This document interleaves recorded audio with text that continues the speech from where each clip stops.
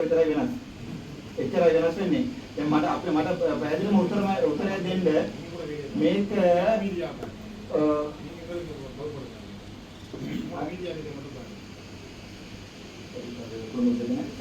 අදින්නදාල් මේක අපිට කියන්න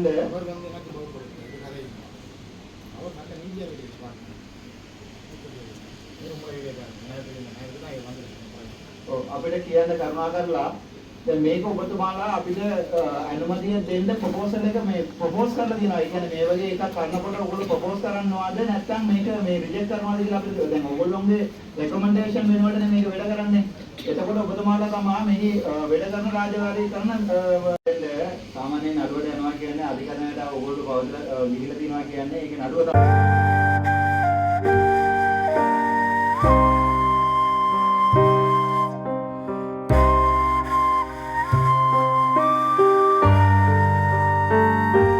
ஆனந்த் விலாக் அன்பு சொந்தங்களுக்கு அன்பான வணக்கம். இந்த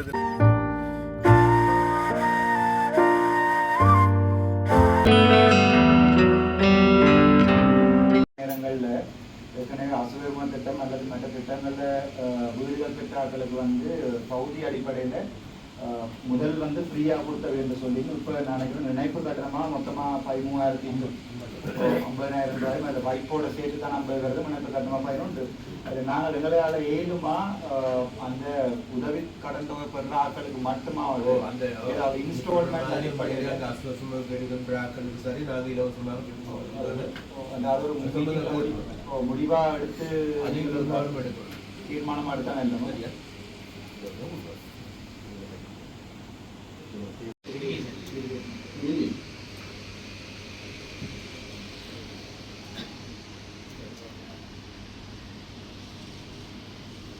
கிட்டத்தட்ட உங்களுக்கு ஞாபகம் இருக்க மாதத்தோட அடுத்த வருஷம்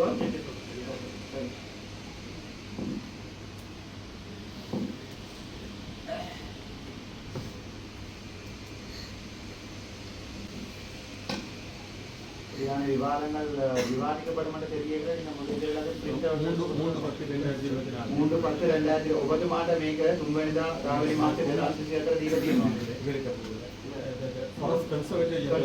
හරි මේකට අනුමැතිය දෙන්න කියලා මේ රාවලි මාසේ 2024 3 වෙනිදා දීලා තියෙනවා. හැබැයි ඒකට උත්තර දීලා තියනවාද ඔයගොල්ලෝ පුළුවන් ද බැරිද කියලා උත්තර දීලා තියනවාද අද වෙනකම්? ගරු මන්ත්‍රීතුමා ඒ සම්බන්ධයෙන් මට ප්‍රකාශයක් කරන්න බැහැ. මොකද මේ වන ප්‍රදේශයේ තියෙන පොට්ටිය විසාවට මම පොට්ටිය විසාවන්දරතුමා දැනුවත් කරන්නම්. වංශංශයේ ජෙනරාල්තුමාවත් දැනුවත් කරන්නම්. අද මේ සභාවේදී මේක විසාතියේ මෙහෙමයි දැන් මේ බෝඩ් එක අපේ නවේ එහාට කියලා එහාට පාස් කරනවා. දැන් අපි ඔක්කොම ඒක මිනිස්සු කරන්නේ. එතකොට අපිට මේකේ දවස් කීයකින් අපිට උත්තර දෙන්න පුළුවන් මේක පුළුවන් ද බැරිද කියන්නේ?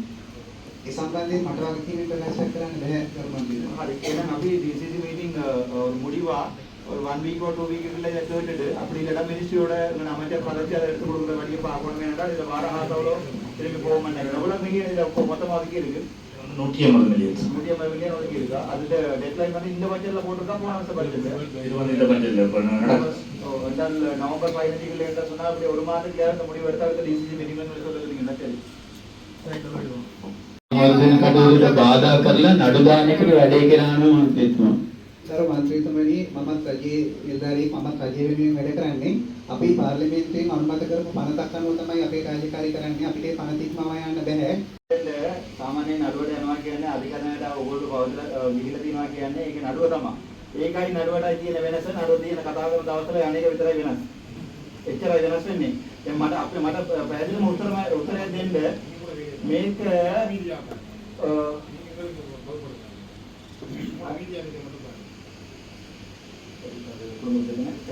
අදින්නදාල් මේක අපිට කියන්න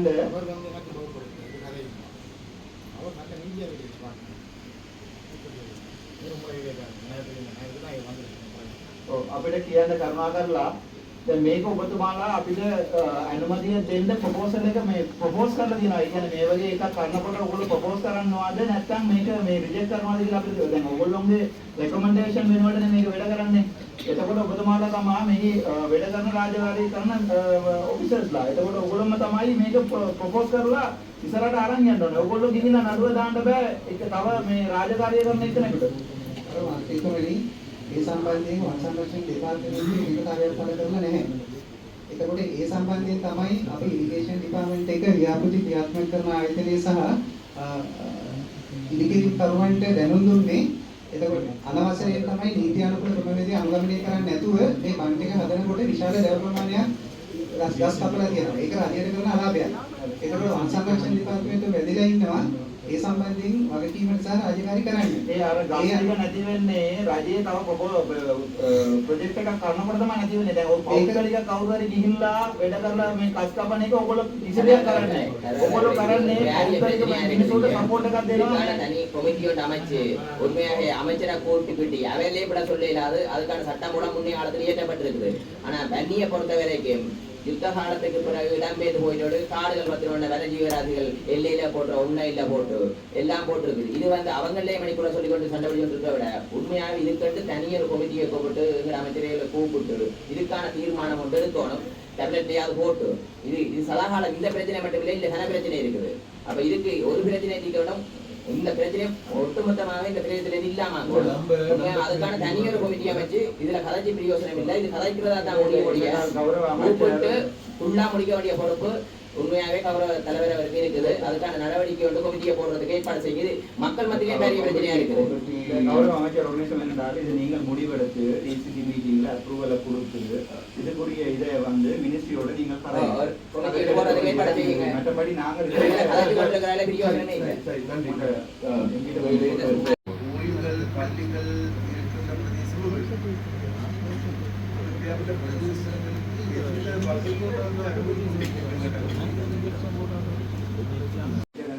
டெட்லைனை போடும்போது அடுத்த டிசிசி மீட்டிங் முன்னாடி இந்த ஃபைனல் அந்த டெட்லைனை எப்படி சொன்னீங்கன்னா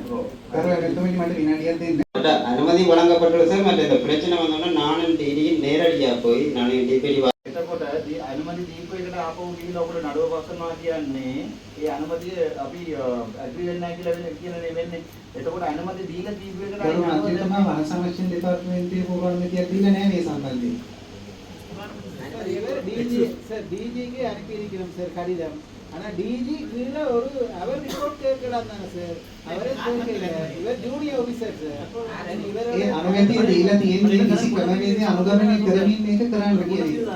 එතකොට ඒ ක්‍රමවේදය අනුගමනය කරන්නේ නැති කියන සම්බන්ධයෙන් තමයි අපි கோர்ஸ்லேருந்து ஓர்டர் போட்டப்பட்டிருக்கு சார். அதாவது இந்த வேலையை நிப்பாட்ட வேண்டாம்ட்டு. ஆனால் இந்த கோர்ஸில் வந்து நாங்கள் ஒரு டீட்டெயில் ரிப்போர்ட் கொடுத்துனாங்க. அதில் ஜட்ஜன் வந்து இந்த வேலையை நிப்பாட்ட வேண்டாம்ட்டு.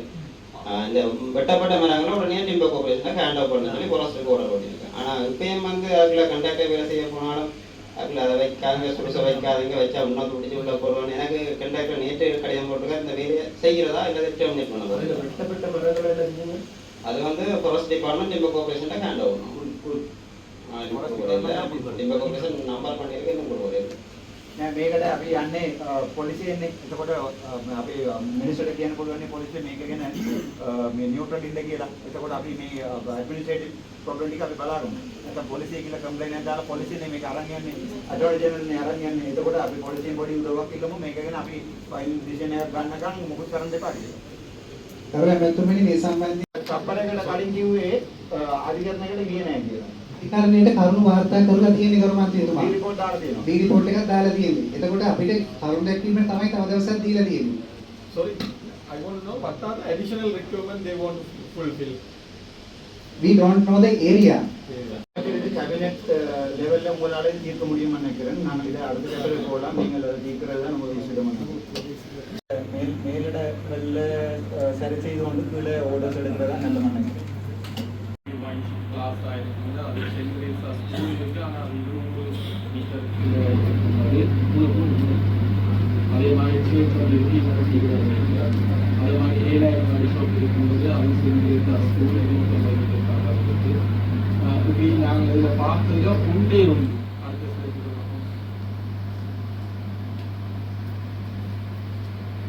கோயில்கள் பள்ளிகள் இருக்கின்ற பிரதேசங்களுக்கு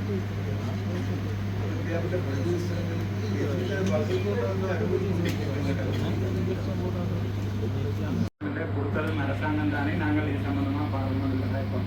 இல்லை இதுல வந்து ஒரு கிலோமீட்டர் சுட்டி காட்டியிருக்குதானே அந்த அதான் அவர் சொல்றாரு ஹாஸ்பிட்டல்ன்றது தங்களுக்கு இல்லையா, ஹாஸ்பிட்டலில் பார்க்கல, ஹாஸ்பிட்டலில் சட்டத்தில் அப்படி இருக்கும். சொல்லி அதை சட்டப்படி இருக்குன்னு சொல்றேன். நான் நினைக்கிறேன் இந்த பிரச்சனை முடியாது.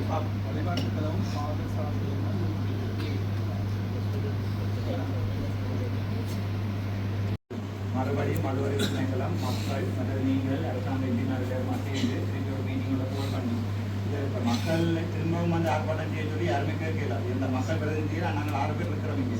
ஆகவே நாங்கள் 6 பேரும் கொஞ்சம் விரும்பினாங்க. அது 6 பேரும் நான் சேர்ந்து ஒரு கோரிக்கையாக தரலாம். அதாவது நாங்கள் எம்பிமார் 6 பேரும் மக்களை தானே பிரதிநிதித்துவப்படுத்துகிறோம். 6 பேரும் சொல்கிறோம் தானே இது வேண்டாம் என்று சொல்லி. ஆகவே அதை நீங்கள் ஒரு மீட்டிங்காக வச்சு அதை மினிஸ்ட்ரி ஆஃப் ஃபினான்ஸுக்கு கொண்டு போகிறது நல்லது. என்னென்றால் இந்த வழங்கப்பட்ட இந்த மது சாலைகள் ஒன்றுமே சுற்றுலா மையங்களை மையப்படுத்தி இல்லை. இது இருக்கிறது முழுக்க மக்கள் சம்பந்தம் மக்கள் இடங்கள்ல இருக்குது. இதே சுற்றுலா மையங்களுக்கு மாற்றுறது தான் பெட்டரான ஐடியா. இந்த உதாரணத்துக்கு ஏதாவது இந்த கிளர்ச்சியில் ஏதாவது சுற்றுலா மையங்கள் இருக்குமென்றா அந்த இடங்களை நோக்கி நகர்த்துறது தான் பெட்டர் என்றால் அவை வழக்குகளுக்கு போனால் அது ஈடுபடும்.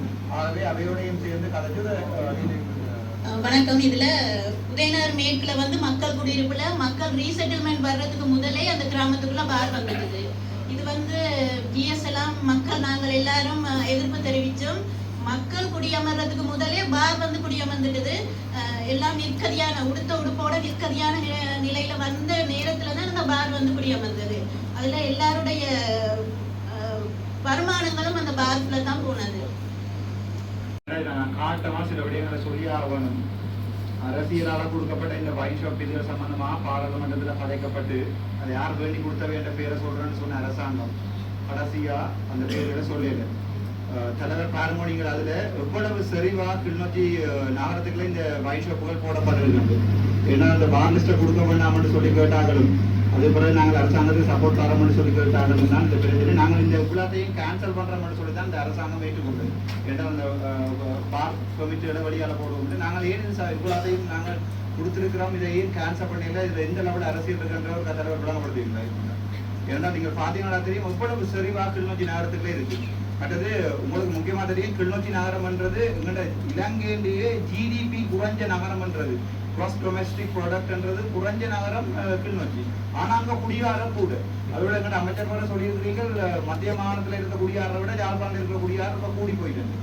அப்படியும் சொல்லிக்கொண்டே குழந்தையும் கொடுத்துருக்கீங்க. எப்ப இந்த வார் லிஸ்ட் வெளியால வரும் உங்களுக்கு யார் கொடுத்தன்றது?